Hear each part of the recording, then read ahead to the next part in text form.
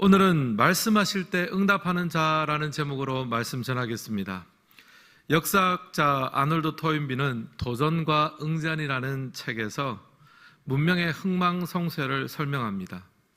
문명은 외부의 도전, 즉 자연재해나 환경의 변화라든지 외세 침략 등에 대해서 어떻게 도전하고 어떻게 응전하느냐에 따라서 발전하기도 하고 쇠퇴하기도 합니다.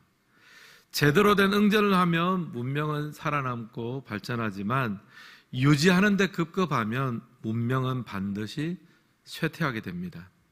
결국 어떤 변화의 시점이 되었을 때, 도전이 찾아올 때 그 도전에 적절하게 반응하고 응전하는 것이 굉장히 중요합니다.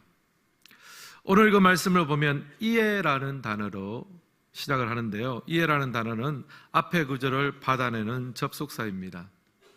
앞문맥을 보면요, 하나님은 여호수아에게 명령하셨어요. 너는 이제 이 요단강을 건너가라. 내가 요단을 건너서 발바닥으로 밟는 모든 땅을 너에게 주겠노라 라고, 그리고 내가 너와 함께 하겠다. 너는 강하고 담대하라. 이런 말씀, 이런 명령을 하셨습니다. 당시에 이제 지도자였던 모세가 죽고 이제 새로운 지도자인 여호수아가 시작을 해야 되는데, 참 여러 가지 새로운 사명을 놓고 굉장히 두렵고 떨리는 마음이었을 겁니다. 바로 그런 여호수아에게 하나님께서는 말씀으로 도전하시는 거죠. 그리고 여호수아는 그 말씀 앞에서 믿음으로 반응하고 응전을 합니다. 10절 말씀 우리 같이 한번 읽겠습니다.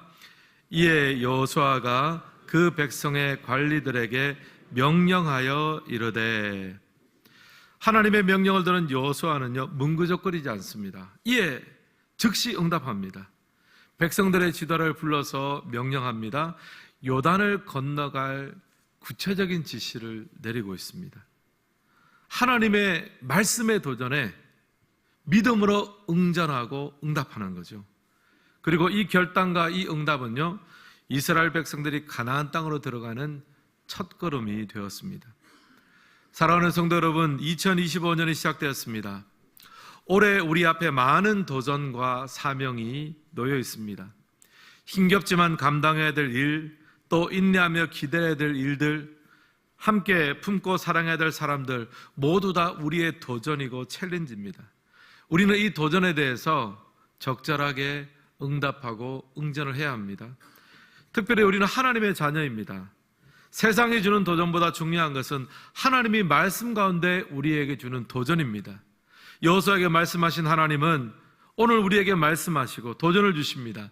그 하나님의 말씀의 도전에 믿음으로 응답하는 우리 모두가 될 수 있기를 주님의 이름으로 간절히 소원합니다. 말씀하실 때 응답하는 자가 하나님의 약속의 땅을 차지하는 거죠. 오늘 예배 드리시는 모든 성도님들은 하나님이 말씀하실 때 응답하는 자가 되어 올 한 해 모든 삶 가운데 주님의 약속이 성취되는 것을 볼 수 있기를 간절히 축원합니다. 이런 의도에서 오늘 말씀을 보면서 말씀하실 때 응답하는 자에 대해서 세 가지로 한번 정리해 보았습니다. 첫 번째, 말씀하실 때 응답하는 성도는요, 그 하나님의 말씀에 대해서 믿음으로 반응하고 믿음으로 선언합니다. 1번 같이 한번 읽겠습니다. 믿음으로 선언합니다. 10절 말씀 우리 다시 한번 같이 읽겠습니다. 이에 여호수아가 그 백성의 관리들에게 명령하여 이르되, 하나님께서 여호수아에게 명령하시니까요, 여호수아가 즉시 이에 관리들과 지도자들에게 명령을 합니다. 요단을 건너갈 준비를 하십시오. 믿음으로 말씀을 받아들이고 즉시 선포하고 준비를 하는 거죠.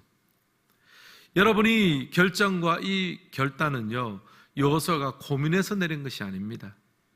또 서로 간에 함께 회의를 해서 도출해내는 것도 아닙니다. 하나님 말씀의 도전을 주시니까 그것을 믿음으로 받아들여서 응답해서 나온 선언이며 선포입니다. 그런 믿음의 선언과 믿음의 선포를 통해서 하나님 역사하시는 거죠. 신약 성경에 보면 예수님이 베드로를 부르시는 장면이 나옵니다. 호수에서 베드로를 포함한 어부들이 물고기를 잡고 있었습니다. 근데 한 날은 밤새도록 그물을 내렸지만 잡은 것이 없었어요. 그때 예수님께서 오셔서 말씀하십니다. 깊은 데로 가서 그물을 내려라. 그때 베드로가 이렇게 응답합니다. 누가복음 5장 5절 말씀 같이 한번 읽겠습니다. 시몬이 대답하여 이르되 선생님, 우리들이 밤이 새도록 수고하였으되 잡은 것이 없지만은 말씀에 의지하여 내가 그물을 내리리다 하고. 아멘. 여기 보면 베드로가 예수님의 도전적인 말씀에 대해서 믿음으로 응답합니다. 지금 이때까지는 밤이 새도록 물고기를 잡았지만 잡은 게 없습니다. 근데 당신의 말씀을 의지해서 내가 다시 한번 그물을 내려보겠습니다. 예수님의 도전에 대해서 믿음으로 응전하고 선포하는 거죠. 그리고 다시 그물을 내리니까요, 그 이후에 베드로의 삶은 완전히 달라지게 되었습니다. 사랑하는 성도 여러분, 하나님께서 말씀하실 때 믿음으로 응답하고 응전할 수 있기를 주님의 이름으로 축복합니다. 그것을 또 선언하고 선포해야 합니다. 말씀의 도전에 대해서 믿음으로 응전할 때 하나님은 역사하시는 거예요. 여호수아가 바로 그런 상황입니다. 그런 믿음으로 반응했습니다. 관리들에게 명령하면서 이제 요단을 건너갈 것이고 하나님께서 그 땅을 우리에게 붙여주실 것이다. 믿음의 선포를 했습니다. 그리고 이 믿음의 선포가요, 이스라엘 백성들의 마음속에 불을 지폈습니다. 큰 파장을 일으켰습니다. 이 믿음의 선언이 약속의 땅을 향한 첫 번째 걸음이 될 수 있었습니다. 이 설교를 준비하면서 좀 묵상을 해봤습니다. 왜 우리는 이렇게 여호수아처럼 하나님 말씀 주실 때 믿음으로 바로 반응하지 못하는 것일까? 따지고 보면 말씀은 동일하게 같아요. 근데 우리 안에 생각이 너무 많습니다. 내 계산이 정확하게 딱 떨어지지 않으면 우리는 움직이지 않습니다. 하나님의 말씀과 우리의 응답 사이에 뭔가 복잡한 게 굉장히 많은 거죠. 내 생각, 내 계산, 내 머릿속에서 내가 먼저 설득이 되고 내가 먼저 수납이 되어야만 그제서야 응답하고 움직입니다. 결국에는 하나님을 믿는 것이 아니라 내 자신을 믿는 거죠. 만약 여러분 여호수아가 하나님께 이렇게 반응했으면 어땠을까요? 하나님, 우리가 밟는 땅 다 주신다고 말씀하셨습니까? 그러면 계획을 알려주세요. 전략과 전술을 알려주십시오. 나를 설득시켜주세요. 내가 설득당해야만, 내가 다 이해되고 다 알아야만 나는 그때 움직이겠습니다. 만약 그랬으면요, 이스라엘 백성들은 가나안 땅에 단 한 발도 들어갈 수가 없었을 거예요. 하나님께서 말씀하셨지만 여호수아의 상황은 변하는 게 없잖아요. 여전히 요단강은 넘실거리고 있고 그 너머에 여리고 성부터 시작해서 얼마나 많은 성들과 적들이 있습니까? 근데 하나님 말씀하시니까요, 그 도전하는 말씀 속에 믿음으로 응답하고 선포하는 거죠. 백성들에게 하나님 저 땅을 주실 것이다. 요단을 건너가게 될 거야. 3일 안에 건너가게 될 거야. 믿음으로 계획하고 준비했습니다. 언어철학자 비트겐슈타인이 이렇게 말했습니다. 내 언어의 한계가 곧 내 세계의 한계다. 사람은 자기가 아는 언어만큼 세상을 봅니다. 자신의 언어의 한계가 곧 지성의 한계고 생각의 한계라는 거죠. 자신의 언어만큼 생각하고 바라봅니다. 언어가 세상을 보는 창인 거죠. 어떤 언어를 알고 사용하고 선포하고 선언하느냐에 따라서 우리의 삶이 완전히 달라집니다. 여러분 지금 보십시오. 여호수아는요, 백성을 향해서 믿음의 언어를 선포하고 있습니다. 그는 자신의 언어와 자신의 세상 속에 갇혀있는 사람이 아닙니다. 믿음의 언어를 사용함을 통해서 하나님의 세상을 향한 창문을 열어놓은 줄을 믿습니다. 백성들에게 이렇게 선포하잖아요. 하나님 이제 말씀하셨습니다. 우리 눈앞에 있는 환경은 변한 것이 없지만 하나님 말씀하셨습니다. 믿음의 언어를 선포하면서 이 땅을 주실 거예요. 하나님이 일하실 세상을 보게 하는 거죠. 여호수아의 입술에서 이 말이 흘러나왔을 때 그 영향력이 굉장히 컸을 겁니다. 이스라엘 백성 전체로 움직였습니다. 백성들의 마음속에 부정적인 마음도 있었을 거예요. 염려와 근심도 있습니다. 또 새로운 지도자인 여호수아에 대한 숨은 걱정도 있었을 거예요. 하지만 이 선언이 나왔을 때 그 모든 것들이 일소됐습니다. 저는 2025년을 시작하면서 우리도 여호수아처럼 믿음의 선언, 믿음의 선포를 했으면 좋겠습니다. 믿음의 언어, 소망의 언어, 사랑의 언어를 많이 사용하고 선포했으면 좋겠습니다. 하나님 우리에게 말씀하시면 우리는 지체 없이 이에 그 말씀을 우리의 삶 속에 적용하고 선언함으로 응답할 수 있기를 간절히 소원합니다. 한번 적용해 보시면 좋겠습니다. 한번 따라해 주십시오. 2025년 빛이 있으라. 여러분, 하나님의 능력의 빛, 은혜의 빛이 우리의 가정과 사업과 또 교회와 온 세상 가운데 넘쳐야 되지 않겠습니까? 믿음으로 선언하십시오. 우리 옆 사람에게도 말해 줍시다. 빛이 있으라. 만날 때마다 자꾸 그렇게 선언해 주시길 바랍니다. 여러분, 제가 좀 빛이 있잖아요. 여러분 보시면 믿음의 언어로 자꾸 서로를 사용하고 축복하고 선포해야 됩니다. 그럴 때 약속의 땅이 열리는 거예요. 두 번째, 말씀하실 때 응답하는 성도는요, 믿음에서 그치는 것이 아니라 구체적으로 준비하는 사람입니다. 2번 같이 한번 읽겠습니다. 구체적으로 준비합니다. 11절 말씀도 우리 같이 한번 읽겠습니다. 진중에 두루 다니며 그 백성이 명령하여 이르기를 양식을 준비하라. 사흘 안에 너희가 이 요단을 건너 너희의 하나님 여호와께서 너희에게 주사 차지하게 하시는 땅을 차지하기 위하여 들어갈 것임이니라 하라. 아멘. 지금 여호수아의 명령을 보십시오. 굉장히 구체적입니다. 양식을 준비하라 그래요. 왜냐하면 사흘 안에 요단을 건너갈 예정이고, 또 계획이죠. 계획을 세우고 이제 양식을 가지고 군량미를 삼아서 저 가나안 땅을 전쟁을 해서 정복해야 되니까 얼른 양식을 준비하십시오. 사흘 안에 요단을 건너가게 될 겁니다. 굉장히 구체적인 준비를 요청합니다. 여러분, 믿음으로 선언만 하고 있으면 안 됩니다. 우리가 믿음으로 시작했다면요, 그 믿음에 걸맞는 구체적인 준비를 해야 됩니다. 그 준비와 행동까지도 뭐에 들어가요? 믿음에 포함되는 거예요. 하나님이 요단을 건너게 하실 거다라고 선언만 해놓고 손 놓고 있으면 안 되겠죠. 그것은 믿음이 아닙니다. 정말 그것을 믿는다면요, 그 다음 스텝을 준비할 수밖에 없습니다. 여호수아는 요단을 건넌 후에 이를 구체적으로 준비합니다. 왜냐하면 믿기 때문이에요. 양식을 준비하고 무기를 준비하고 또 3일이라는 일정과 계획도 짜보았습니다. 구체적으로 준비합니다. 구체적으로 믿음으로 우리가 응답할 때 그 믿음을 뒷받침할 수 있는 구체적인 준비와 행동이 우리의 삶 가운데 약속의 땅을 만들어내는 하나님의 능력의 통로가 되는 거예요. 창세기를 보면 요셉이 애굽의 총리가 됩니다. 애굽의 총리가 돼서 애굽의 큰 풍년과 기근이 연이어 찾아올 것을 알게 됐습니다. 하나님께서 가르쳐 주셨어요. 요셉은 그 사실을 믿었습니다. 그때 요셉이 하는 일이 무엇입니까? 구체적으로 준비하는 거예요. 소출이 많은 풍년 때는 잉여된 양식을 모아두고요, 흉년 때는 그것을 가지고 방출할 계획을 가지고 있었습니다. 창세기 41장 48절 같이 한번 읽겠습니다. 요셉이 애굽 땅에 있는 그 7년 곡물을 거두어 각 성에 저장하되 각 성읍 주위의 밭의 곡물을 그 성읍 중에 쌓아두매. 요셉은 7년 동안 풍년이 들 때는요, 그 곡물을 거두어서 각 성에 저장하게 합니다. 흥청망청 다 써버리지 않습니다. 저장하게 합니다. 왜냐하면 얼마 있다가는 흉년이 들 거니까. 흉년이 닥칠 때를 대비합니다. 굉장히 구체적으로 준비하고 있습니다. 믿으니까 구체적으로 준비하는 거거든요. 사랑하는 성도 여러분, 하나님의 말씀으로, 믿음으로 하나님의 말씀에 대해서 믿음으로 응전하는 자는요, 구체적으로 준비합니다. 믿습니다 하고 손 놓고 있지는 않습니다.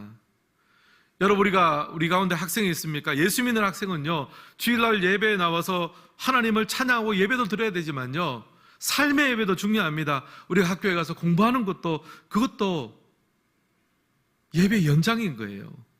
믿음으로 살아내고 영향을 끼치기 위해서는요, 하나님 허락하신 자리에서 열심히 공부하고 구체적으로 준비해야 됩니다. 그것도 믿음인 거예요. 나는 믿는다라고 하면서 아무것도 안 하고 있으면요, 그것은 믿음이 아니라 만용입니다. 또 직장인이 있으십니까? 교회에 나와서 예배드리고 하는 것도 중요합니다. 그러나 직장에서도 성실하고 실력 있는 직장인이 되어야 돼요. 구체적인 삶의 현장에서는 무능하고 나태하면서 어떻게 우리가 하나님의 백성이라고 자랑할 수 있겠습니까? 저와 같은 목회자도 마찬가지죠. 예를 들면 이제 설교를 준비하잖아요. 기도만 한다고 되겠습니까? 하나님 다 떠오르게 하시고 다 가르쳐 주십시오. 물론 10년에 한 번은 그렇게 할 수 있겠죠. 하지만 성경도 연구해야 되고요, 해석도 해야 되고, 자료도 찾아보고요, 또 오늘 살아가는 성도의 삶이 어떤 삶인지 뉴스도 보고 신문도 봐야죠. 또 신방도 하면서 2025년 둘째 주일에 우리 성도님들에게 가장 필요한 말씀이 무엇인지를 열심히 수고하고 애쓰면서 굉장히 구체적으로 준비를 하는 거예요. 왜냐하면 이 말씀을 통해서 하나님께서 역사하실 것을 믿기 때문에, 믿음이 있기 때문에 역설적으로 굉장히 열심히 준비하는 거잖아요. 안 믿으면 대충 준비하죠. 저는 설교를 통해서, 말씀을 통해서 하나님께서 우리를 위로하고 회복하고 우리를 세워갈 줄은 믿습니다. 믿기 때문에 구체적으로 준비하는 거예요. 사랑하는 성도 여러분, 오늘 여러분의 믿음을 뒷받침해 줄 수 있는 행함과 믿음의 수고를 하고 계십니까? 학생 여러분 공부하고 계십니까? 직장 여러분 성실하게 여러분의 일을 감당하고 있으십니까? 또 교회에서 봉사하시는 분들은 여러분을 그 자리에서 헌신하고 충성하고 있으십니까? 여러분의 믿음을 구체적으로 보여주십시오. 여호수아는 자신의 믿음을, 양식을 준비함으로 또 3일 만에 요단강을 건너가는 프로젝트를 준비하는 것으로 나타났어요. 여호수아에게 믿음은 행함이었습니다. 분리가 되지 않습니다. 근데 여러분, 우리의 약점이 무엇입니까? 믿음하고 행함을 너무 분리해버리는 거예요. 믿음은 정적인 거고 내 마음의 영역 속에만 있다고 생각합니다. 마음의 뿌듯함을 믿음의 전부라고 여기는 경우도 있습니다. 물론 그것도 믿음의 일부죠. 하지만 믿음은 행함을 포함합니다. 하나님이 하실 일을 너무나 확신하기 때문에 믿는 자는요, 굉장히 적극적으로 구체적으로 준비하고 애쓰게 됩니다. 이번 토요일 1월 18일에 중보기도 세미나를 개최합니다. 저는 우리 교회 성도님들이 다 신청하고 들었으면 좋겠습니다. 우리 주변에 기도해 줘야 될 분이 참 많죠. 그런데 참 스스로 기도할 힘이나 능력이 없는 분도 많이 있습니다. 근데 우리가 그분들을 위하고 또 사랑한다면요, 그 사랑도 구체적으로 표현돼야 되죠. 기도는요, 다른 사람을 위해 행할 수 있는 가장 위대한 믿음의 또 사랑의 행위입니다. 사실 다른 사람을 돈으로 돕는 것은 그렇게 어렵지 않습니다. 돈만 좀 있으면요.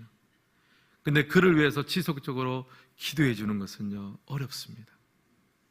기도는 남을 위해서 우리가 할 수 있는 가장 위대한 믿음의 행위요, 사랑의 행위입니다.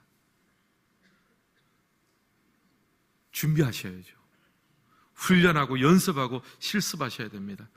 우리가 중보기도를 우리의 무기로 장착해 놓는다면요, 하나님께서 다른 사람들을 향한 하나님의 축복과 은혜의 통로로 우리를 사용할 수 있습니다. 주님이 우리에게 말씀의 도전을 주실 때 구체적인 행함으로, 그것이 중보기도가 되든 어떤 것이 되든 하나님 앞 행함으로 구체적으로 준비하는 우리 모두가 될 수 있기를 간절히 소원합니다. 그럴 때 우리 삶의 약속의 땅이 열릴 수가 있는 거예요. 마지막 세 번째로, 말씀하실 때 응답하는 성도는요, 영적인 노블리스 오블리제를 실천합니다. 3번 함께 읽겠습니다. 노블리스 오블리제를 실천합니다. 앞서 주님이 우리에게 말씀의 도전을 주실 때 응답하는 자에 대해서 두 가지 말씀드렸습니다. 첫 번째는 믿음에서는 선포를 한다고 말씀드렸죠.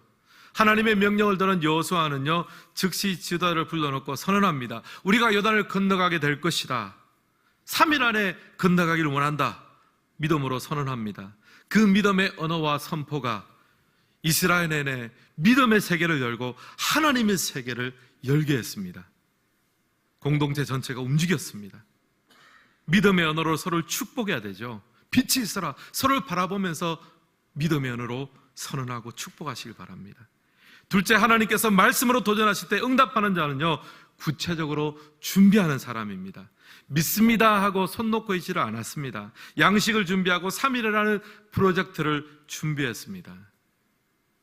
믿기 때문에 구체적으로 준비하는 거거든요. 믿는다고 하면서 아무 일도 하지 않는 자는 믿는 자가 아닙니다. 그리고 우리가 할 수 있는 가장 위대한 믿음의 행위는요, 기도입니다. 기도. 여러분, 중보기도를 구체적으로 배우세요. 그리고 마지막으로 하나님께서 말씀으로 도전하실 때 응답하는 성들은요, 영적 노블리스 오블리제를 실천하는 사람입니다. 14절 말씀 우리 같이 한번 읽겠습니다. 너희의 처자와 가축은 모세와 너희에게 준 요단 이쪽 땅에 머무려니와 너희 모든 용사들은 무장하고 너희의 형제보다 앞서 건너가서 그들을 돕되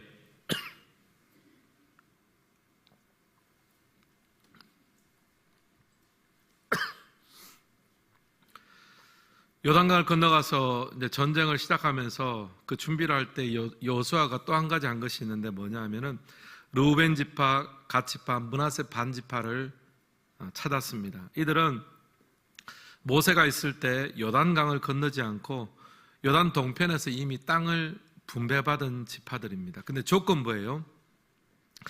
정착할 땅은 비록 요단 동편에서 받았지만 요단강을 건너서 그 가나안 땅을 다 정복할 때까지 함께 싸우는 조건으로 요단 동편을 받았습니다. 이제 그 약속을 떠올리면서 그 약속을 지키라고 하는 거죠. 그러자 이들은 대답합니다. 16절 같이 한번 읽겠습니다. 그들이 여호수아에게 대답하여 이르되 당신이 우리에게 명령하신 것은 우리가 다 행할 것이요 당신이 우리를 보내시는 곳에는 우리가 가리이다. 당신이 우리에게 명령한 것 다 행할 것입니다. 당신이 우리에게 명하시는 곳 또 보내는 곳 가겠습니다. 그러면서 여호수아는 선봉에서라 그럽니다.